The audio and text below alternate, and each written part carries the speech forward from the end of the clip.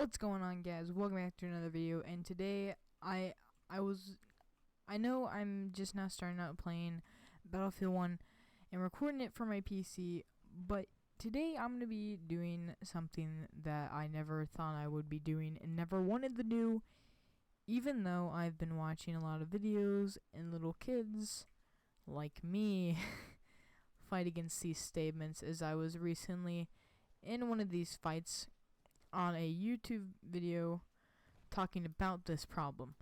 So today I'm going to be talking about the classic PC versus console. Now, I have nothing against console. I play console. I personally have an Xbox One in my setup right now that I do play with my friends sometime, because that's what they all play. Because why would they play PC when they can play consoles and never have to spend more money than that and than just games and their online feeds? But I'm gonna give you some pretty basic reasons why I think this, and why I think obviously I'm going with PC here and not going with console, because I don't play a lot of console. My friends know this and I know this. I don't play a lot of console because I don't like console as much. So first off, so let's go ahead and get this jump in. Obviously, we all know that console is not as graphical as PC. And you know the people who are like, oh, you gotta spend so much on a PC to actually play a game. That's not true. I had one of the crappiest laptops I think I've ever seen anyone play on. And you know what? I enjoyed it, because me and my friend, we both had pretty crappy laptops and stuff. But you know what we did? We pushed through it and still tried to play our games that we wanted to play, no matter what we did. And that didn't get to us. We were fine with that. We were completely fine with that, because we knew that's what we had gotten ourselves into, and we can afford anything else. That's all we have. And now that I really know that you don't need a powerful PC to play any of these games. And I think most people who play console don't get it across that it's not your graphic. We don't just care about our graphics card. We care about other things too, like our RAM and stuff. Like Battlefield 1, my friend who is a pretty old card, the GTX 750 Ti, can at least play Battlefield 1 on medium settings. But right now he can't, because his RAM's all jacked up, and people just think, oh, the graphics. Well, you know what? You don't need a super powerful PC. The reason why I do is because I got it for Christmas. But okay, another thing is, I'm playing this game right now at about 137 FPS, at better graphics and better resolution scale, and a higher resolution than most consoles. The Xbox 360 plays all of their games at 720p, even though they say it's 1080. It's not. All their games are rendered at 720p. It's whether the developer would like them to be changed to that, which I know is kind of confusing, but it's the developer's choice if they want to be changed over to 1080 and 720. Depends on how they think it will run better. If it will run better,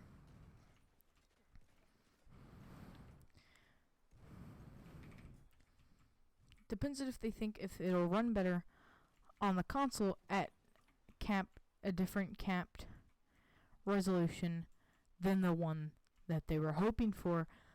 I'm sure some, like for the PS4, most of the games on the PS4 at least have 1080p. But you see, the downfall from that is the Xbox One is still far superior. Even though they have a lower resolution, you still get better. You don't get as much FPS drops as you do on the PS4. The PS4 dips from anywhere from 24 FPS up to 30 FPS on most games, and the Xbox from 30 basically above, but mainly at 30 to 35. That is one downfall of the console. It's FPS locked, but PCs are not, because PCs are, however, honestly, if you search, you can search up basically any like budget PC gaming rig build, and maybe get it for around $400 and still beat out a console. Just barely, not a lot. Don't get me wrong, it's no supercomputer, but it'll get the job done. You can play the games you want. And okay, I know one counter I'm gonna get, which is pretty true. Console commands are on PC, not console. I'm sorry, I was supposed to say Xbox. Are on PC, and people are like, oh, well, why do they have console commands if they're not just a bunch of cheaters? Well, you know what? That's the thing. The developers made the console commands so people can play them in their own unique playstyle. You see, if they don't do this, they're not gonna have a unique playstyle, and it's just gonna be downhill. Hey, so that's another real reason why they did it, and I think it's really nice that they did it. It's a very good thing, and I don't think it's a bad thing. I think it's a good thing that they did this. And if you don't want to cheat, don't cheat. I mean, if you do, then go right ahead. It doesn't matter. It's your playstyle. And one more thing that the PC brings to it is, okay, next, this is probably a better thing that console does than PC, because PC really lacks behind it. Most people, like me, say that, this sucks because my PC loads in the game so fast that I can't read like the tips and things on it. Well, there's pros and cons in that, because most Battlefield games have some pretty long cutscenes and like that. And I found when I've played on my PC, I haven't gotten a single like issue with frame rates and that kind of crap. But when I've played on my console, believe me, when like on Operations they have those opening scenes and people talking to you and it's like cinematic, my console does not keep up with that, and it like skips. The picture goes super fast, but the talking is ahead and the picture is going super fast and is behind. And that's the one downside I don't like about console. But my PC, it loads it in, looks fine.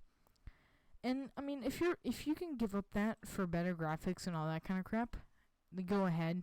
But and I know I've been saying one more thing, but there's many things I can come up with counterpoints and normal points for PC and console, because I play both, and I could come out with days worth of just reasons why both of them are good routes. You see, consoles are geared towards budgets. If you have a budget, you can hook it up to a TV. Most everyone now has a TV. And even if you don't, I'm sure you can still find a way to play your console on a PC. That is one good point to it, but I was watching a video of a guy who was saying, oh, no, this is stupid because you can't plug a PC up to a TV if I wanted to, and you can't use controllers. Well, this is complete crap, because I have used controllers for some of my live streams and some of my gameplay as I have uploaded to YouTube. So this is complete crap. Plus, the back of my graphics card, which is the GTX 1080, actually has an HDMI port. So I don't know what he's talking about when he's saying, yeah, you can't plug it up to a TV. Yes, you can, and you can use a controller. Actually, Microsoft makes a computer controller that's the exact Xbox One controller, but it has a wireless adapter you plug into a USB port. So I'm not exactly sure where that guy was getting at. But nonetheless, I take both sides. I like both of them. I don't see a problem with either of them. And I know people are like, oh, you know what another thing is?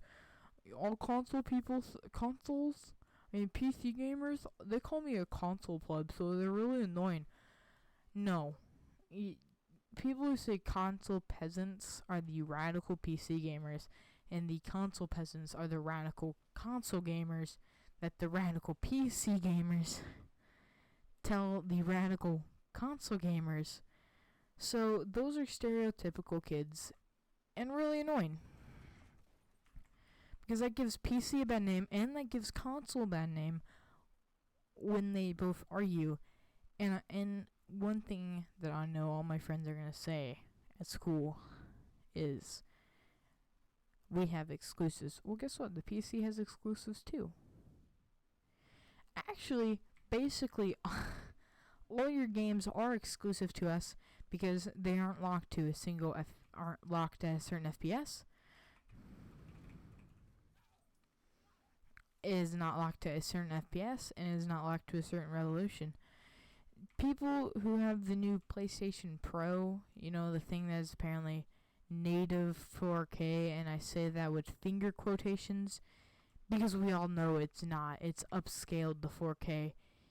Even though those people who play PlayStation don't believe that, but you're playing PlayStation, so you're obviously retarded. So, and the next thing is, PC has more hackers than console. Well, you know what?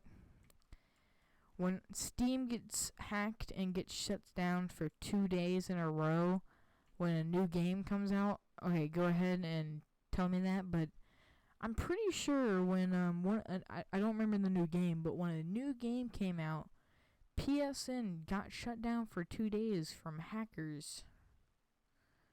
Well, yeah, hey, I don't know. I'm pretty sure.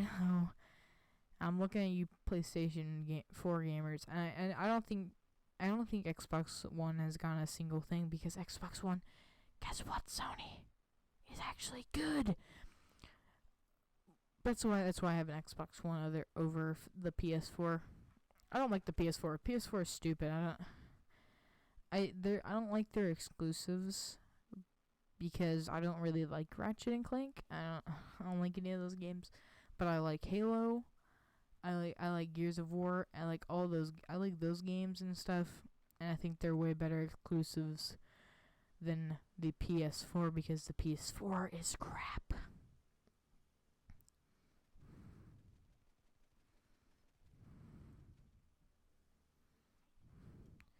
But that's just my point. I don't really like. I like both. I like console and PC. I don't like PlayStation 4. I'm fighting PlayStation 4. I like Xbox. Xbox is better. Xbox is good because it's still basically like a Windows 10 kind of thing, because you can play it on Windows 10. I just don't like PS4 because PS4 is really bad. But if you like consoles, good for you. If you like PCs, good for you. And also the people who say, you have to upgrade a PC every year. No, it's not true. I know my friend who plays I have a friend who plays GTA 5 on his GTX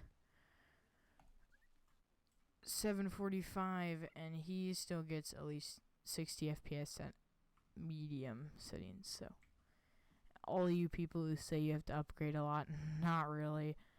But hey, guys, that's all I have today. Peace out and goodbye.